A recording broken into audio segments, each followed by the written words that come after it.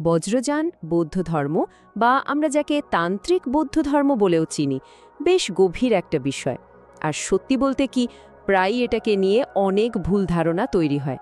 তো চলুন আজ এর কিছু রহস্যময় কনসেপ্টকে একদম সহজ করে বোঝার চেষ্টা করা যাক।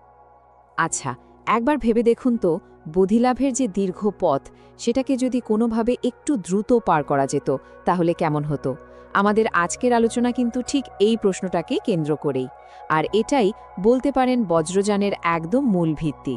তন্ত্র নামে একটা উন্নত বৌদ্ধ ব্যবস্থা আছে, যা ঠিক এই দাবিটাই করে। এখন প্রশ্ন হলো কিভাবে? চলুন এ পেছনের যুক্তিটা ঠিক কি আর এটা কিভাবে কাজ করে সেটাই একটু খতিয়ে দেখি। তো এই অ্যাডভান্সড পথটা বুঝতে গেলে আমাদের আগে এর ফাউন্ডেশন বা ভিত্তিটা দেখতে হবে, আর সেই ভিত্তিটা হলো সূত্র। দেখুন, বৌদ্ধ ধর্মের এই দুটো পথের মধ্যে ফিলোসফিক্যাল পার্থক্যটা কিন্তু বেশ ইন্টারেস্টিং।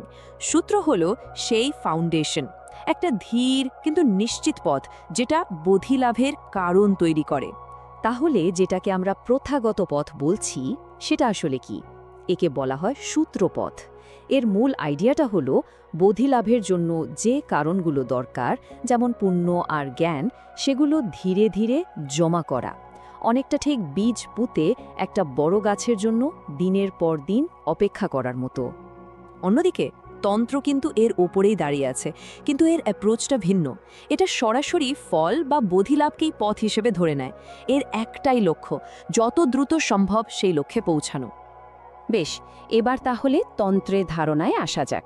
এটাকে বলা যেতে পারে একটা অনেক বেশি ডিরেক্ট, কিন্তু হ্যাঁ, বেশ চ্যালেঞ্জিং একটা রাস্তা। এই যে তন্ত্র শব্দটা, এর আসল মানে হলো বোনা বা ধারাবাহিকতা। এর মানে কি?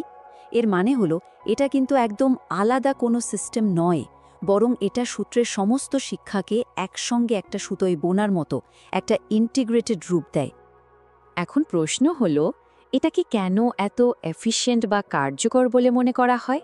কারণটা হলো, তন্ত্র এমন সব পদ্ধতি ব্যবহার করে যা সরাসরি আমাদের মনের একদম ভেতরের মানে গভীরতম সম্ভাবনার সঙ্গে কাজ করে। আর এর ফলে মনকে বদলে ফেলার প্রক্রিয়াটা অনেক বেশি ফাস্ট হয়ে যায়।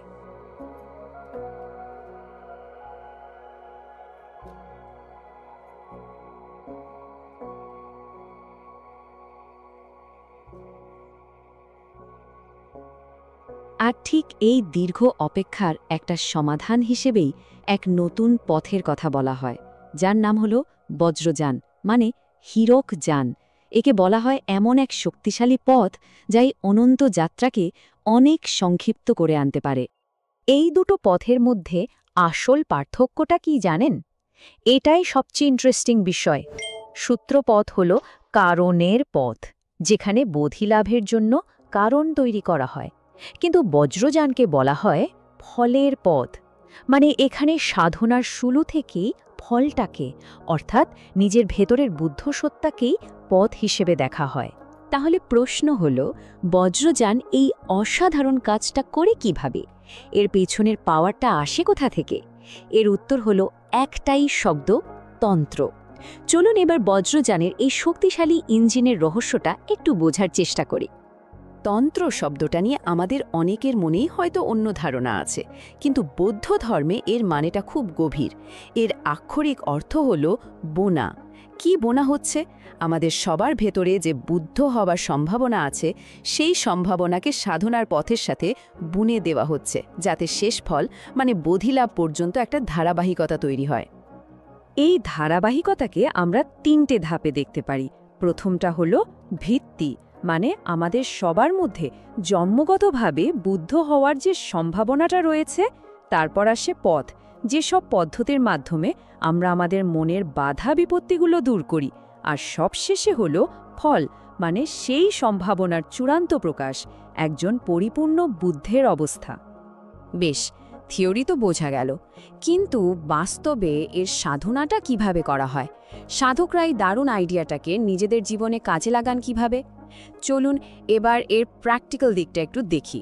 তাহলে এবার দেখা যাক, এই তান্ত্রিক পথে যারা চলেন তারা ঠিক কি কি টুলস বা ধারণা ব্যবহার করেন। যেমন ধরুন বুদ্ধমূর্তি, বা যাকে ইডাম বলা হয়, এটা কিন্তু পূজা করার জন্য কোনো দেবতা নন, বরং এটাকে একটা জটিল ইনফোগ্রাফিকের মতো ভাবতে পারেন। মানে এটা হলো সেই আলোকিত অবস্থার একটা ভিজুয়াল রিপ্রেজেন্টেশন যেটা একজন প্র্যাকটিশনার অর্জন করতে চান। আর মণ্ডল হলো সেই বুদ্ধ মূর্তির পারফেক্ট জগৎ বা পরিবেশ। এটা শুধু একটা সুন্দর আর্টওয়ার্ক নয়, বরং এটা একটা কনসেপচুয়াল টুল। অনুশীলনের সময় এটা একটা রূপান্তরিত মহাবিশ্বের প্রতীক হিসাবে কাজ করে। ডক্টর আলেকজান্ডার বার্জিনের এই কথাটা কিন্তু বজ্রযানের মূল প্র্যাকটিসটাকে এক লাইনে বুঝিয়ে দেয়। এখানে সবচেয়ে বড় ভূমিকা হলো কল্পনা শক্তির। সাধক নিজেকে একজন বুদ্ধ হিসেবে কল্পনা করেন, আর তার চারপাশের সাধারণ পরিবেশকে দেখেন সেই বুদ্ধের পবিত্র জগৎ বা মণ্ডল হিসেবে। এই তান্ত্রিক অনুশীলনের মূল স্টেপগুলো কিন্তু বেশ স্ট্রাকচার্ড। প্রথমে একজন যোগ্য গুরুর কাছ থেকে দীক্ষা বা অভিষেক নিতে হয়।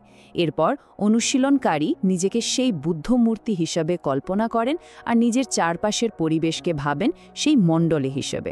আর এর আল্টিমেট লক্ষ্য হল নিজের মন, কথা এবং শরীরকে ধীরে ধীরে বুদ্ধের মতো করে বদলে ফেলা। এই পথ মনে করে আমাদের চারপাশের বাস্তবতা আসলে আমাদের মনেরই তৈরি একটা হোলোগ্রামের মতো।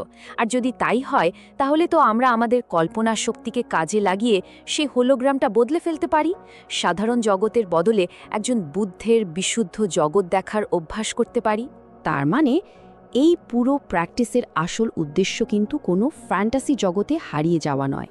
আসল উদ্দেশ্য হলো আমাদের প্রত্যেকের ভেতরে থাকা বোধিলাভের যে সম্ভাবনা, মানে যাকে বুদ্ধ স্বভাব বলা হয়, সেটাকে অ্যাক্টিভেট করা বা জাগিয়ে তোলা। বজ্রযানের জগৎটা অনেক বড় আর গভীর। এর মধ্যে আরও অনেক ধরনের অ্যাডভান্সড সাধনা পদ্ধতি আছে। সব তো আর একবারে জানা সম্ভব নয়, কিন্তু চলুন কয়েকটা প্রধান পদ্ধতির সাথে একটু পরিচিত হওয়া যাক। যেমন ধরুন কালচক্র। এর মানে হলো সময়ের চাকা। এটা আমাদের শরীর, এই মহাবিশ্ব আর সাধনার মধ্যে এক গভীর যোগসূত্র তৈরি করে। আরেকটা পথ হলো মহামুদ্রা। এটা সরাসরি আমাদের মনের আসল প্রকৃতিটা কি তা নিয়ে ধ্যান করার উপর জোর দেয়। মনের যে স্বচ্ছ আর শূন্য স্বভাবটা আছে সেটাকে উপলব্ধি করার চেষ্টা করা হয়। আর আছে যোগচেন বা মহামিলন। এই পথের লক্ষ্য হল আমাদের চেতনার যে একদম আদি আর বিশুদ্ধ একটা রূপ আছে সেটাকে সরাসরি চিনে নেওয়া, সরাসরি অনুভব করা। এক কথায় বলতে গেলে এই অত্যন্ত সফিস্টিকেটেড সিস্টেমগুলো আমাদের শরীরের সূক্ষ্ম শক্তি, এনার্জি চ্যানেল এবং চেতনার একদম গভীরতম স্তরগুলো নিয়ে কাজ করে। এই একটা কথাই হয়তো তন্ত্রের চূড়ান্ত লক্ষ্যটাকে সবচেয়ে ভালোভাবে তুলে ধরে। আমাদের অনুশীলন তখনই সফল হয় যখন তা আমাদের আবেগ আর জ্ঞানের পথের বাধাগুলোকে পরিষ্কার করে দেয় এবং আমাদের ভেতরের বুদ্ধ স্বভাবকে আরও শক্তিশালী করে তোলে। এতক্ষণের আলোচনায় এটা তো পরিষ্কার যে বজ্রযান একটা অসম্ভব শক্তিশালী আর দ্রুতগামী পথ। কিন্তু মনে রাখতে হবে, যেখানে এত শক্তি সেখানে দায়িত্বও অনেক। এই পথটা মোটেও সহজ নয়। মানে যে কেউ চাইলেই এই পথে চলে আসতে পারে না। এর জন্য কিছু জরুরি শর্ত আছে।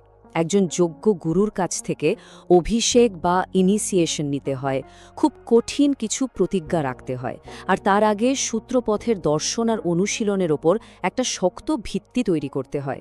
কাজই বোঝাই যাচ্ছে এটা কোনো হালকা সাধনা নয়। এর জন্য গভীর প্রস্তুতি আর প্রতিশ্রুতি দরকার। আর সবচেয়ে গুরুত্বপূর্ণ ব্যাপারটা হলো এই যে দ্রুত পথ, এটা কিন্তু কোনো ব্যক্তিগত বা স্বার্থপর কারণে অনুসরণ করা হয় না। এর মূলে রয়েছে সমস্ত জীবের ভালোর জন্য কাজ করার একটা গভীর তাগিদ আর সহানুভূতি। তো সব আলোচনার শেষে একটা প্রশ্ন নিয়ে ভাবা যাক। যদি এটা সত্যি হয় যে আমাদের মনই নিজের বাস্তবতাকে তৈরি করতে পারে, তাহলে আমরা ঠিক কেমন একটা বাস্তবতা তৈরি করতে চাইব? এই প্রশ্নটাই হয়তো বজ্রযান পথের সবচেয়ে গভীর অনুসন্ধানের জায়গা।